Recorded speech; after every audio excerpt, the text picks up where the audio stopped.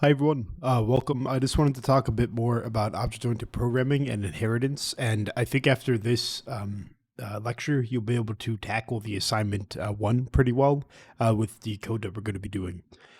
So again, all attributes, or excuse me, all classes in OOP and in Java, C, and Python, as we're looking at, will have a constructor, an attribute, and a behavior.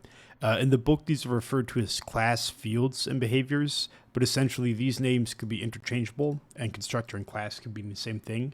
But essentially, what these mean is that a constructor or class is the name of the object. So remember when we made class car, the constructor or class is called car. An attribute or field refers to an aspect of that class that we created. So it could be hair color, eye color, car color, whatever you want to call it. And the last one is behavior. So behavior is what this actually does, and that either returns information or calculates amount or goes ahead and drives. So I don't have pictures of code inside the slides here, as we'll be doing coding during the video, but please feel free to make your own classes or code along with this. So the last video we looked at excuse me, I'll full screen this. The last video we looked at object-oriented programming for a single class, and we're coming to this concept of inheritance. So overall, I'll get into the details of it, but what I really want you to know is that an inheritance means is a relationship, right? So if I'm a child and or excuse me, I could put it this way: I have a child and I have a parent class that I'm inheriting from.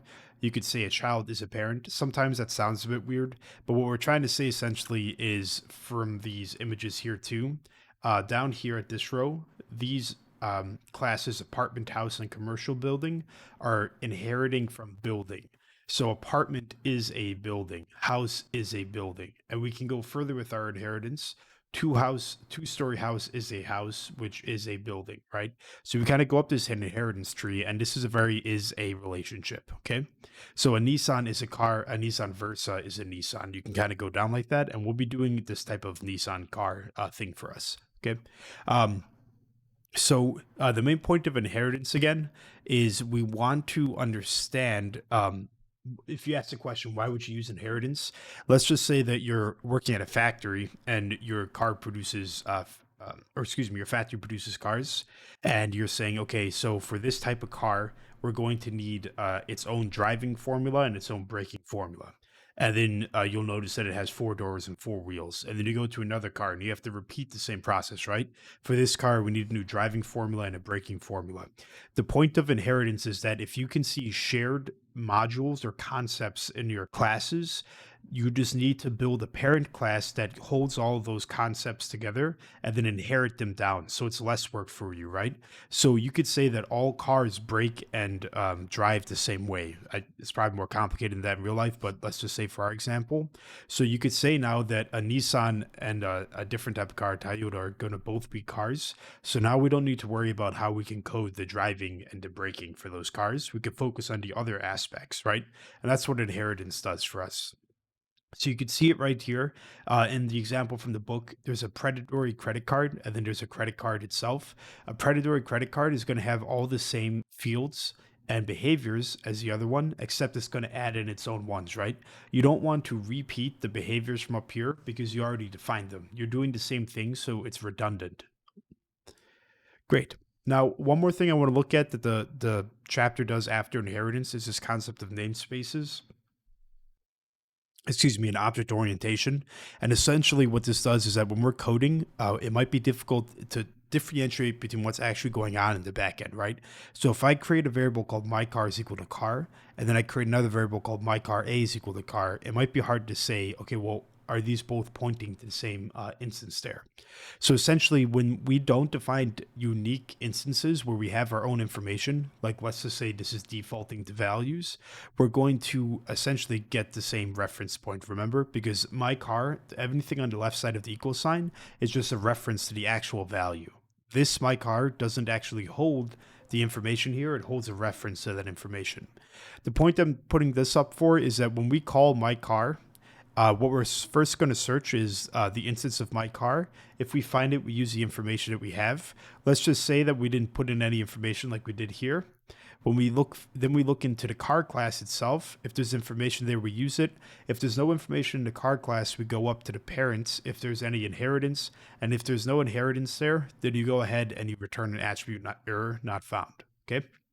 So in general, the point of bringing up namespaces and how it relates to object orientation is my car and my car A might seem like they're both the same object, that you'll change them, but they're different instances of the object, okay? So if I change the value of my car in some way to a different color of the class car, it's now going to be different from my car A. So these two aren't identical.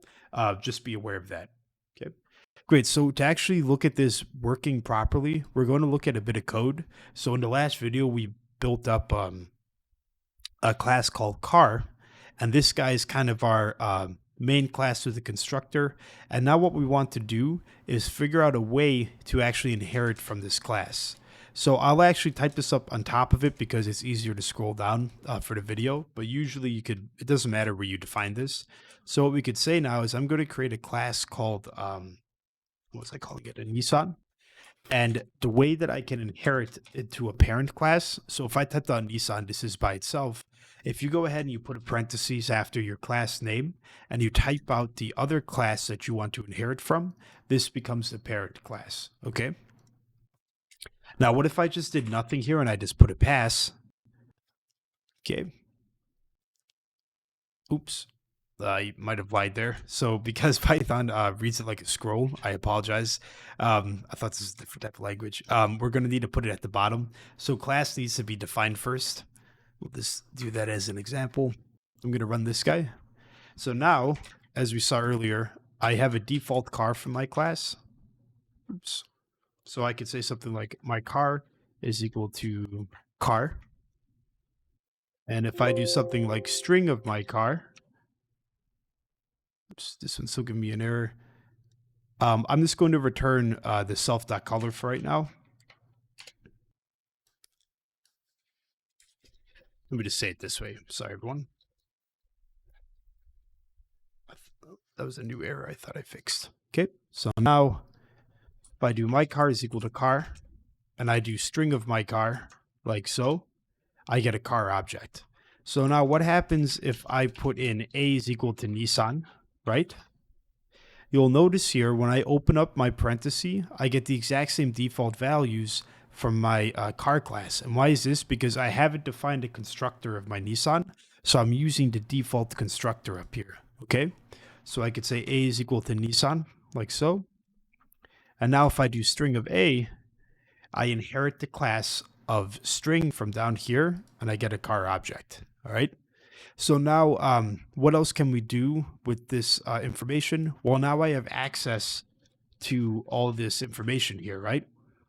So I could say a.getDoors, and I get a 4. I could say a.setColor, and I could say blue, a.getColor. And remember, my type of A is actually a Nissan car, okay? So it's not a car object, it's a Nissan object. Excuse me, sorry. So this is the basics of what inheritance is. Now you might be asking, okay, what is the purpose of me doing inheritance if I haven't changed anything? Well, now you could go ahead and kind of maybe overload your previous definitions, right? So if I go ahead and I do something like this, I go ahead and I change out my string operation. Now if I get a regular car, I have string of my car. This is a car object. And now if I do something like this, I get a Nissan object, okay? So what this allows us to do is to modify the type of information that we're doing so that we can get unique aspects of it. So a real unique one that I'll do here is I'll actually overload the addition operation of this class because this is built into string. So usually, let's try to see what happens if we try adding two objects together, like so. So if I say my car is equal to car, my car 2 is equal to car, my car plus my car 2, we'll see here that I get an unsupported operand type for car plus car, okay? Now let's just say for some reason we're in this universe where when we add two cars together, we get the amount of doors they have back, for instance. So what I'm going to actually do is, if we remember from our previous um, lectures, we looked at the different types of operations that are built inside of our classes. Let me see if I can find our list here.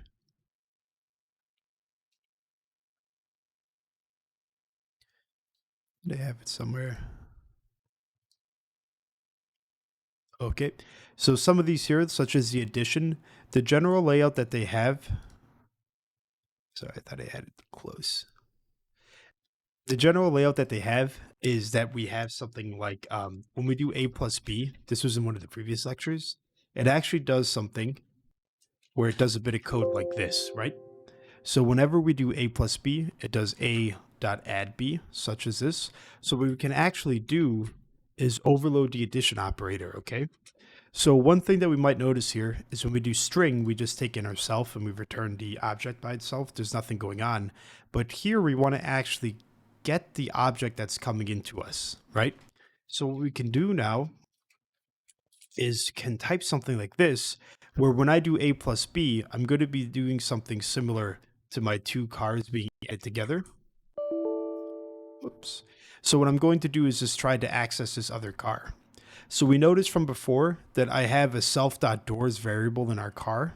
So I can do something like, let's just try to take this slow, and I'll do something like print self.doors. And now what I can do is also print other car.doors. Now, how do I know that the other car is, how do I know I can do this piece of code? Well, we're going to assume that the user is adding up these two cars for now.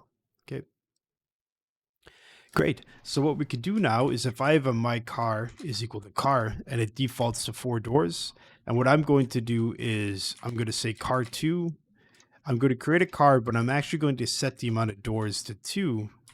And now if I do my car plus my car plus car2, I get this type of operation. Oops, sorry. These should be Nissans. Let me try to restart it here. Sorry, I put in the addition operation into the class of Nissan instead of car. So if I do something like my car is equal to Nissan, and I default it here to 4, and then my second one I have here is car B, I'll just say car A is equal to Nissan, and I'm going to default to 2 doors. Great. So now it looks like it's working a bit better, right? So I created my 2 Nissans. I inherited all the different stuff from here. And now if I try to redo this now, let's try to set the doors of my other car. I'll put it to 5. And now I'm going to try to add these together. I get a 5 and a 2. Okay. Now again, this won't work if I didn't overload the addition operation inside of my other class. So if I do something like car B is equal to car, and I try doing car B plus car A, I'll get an error because I have an unsupported operand type for car and Nissan, right? So again, this is just one aspect of it, but what we actually want to do here is we could do something like return self.doors plus other car.doors. We might even call this other Nissan, just to clarify, because I actually confused myself there with the car Nissan. So if I do N1, so for Nissan 1, let's be this guy, N2 is equal to Nissan, doors is equal to tree. If I do N1 plus N2, I get my 4 and tree, and then I get my 7 over here as well, right? So let's just say I can do some crazy stuff here now, where I could do my Nissan is equal to a new Nissan, and the doors are going to be equal to N1 plus N2. And now if I try to do my Nissan dot get doors, I should get a 7, right? So it'll be a 4 plus a tree. Cool. So this addition operation is a bit intense, and don't worry if it was a bit confusing with jumping back and forth between them. The main thing I wanted us to get away from this is that you can create your own class and overload the built-in Python operations, and you can even overload these other operations too.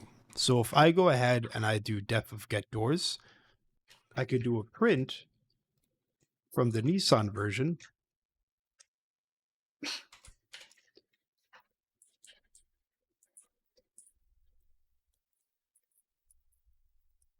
Okay.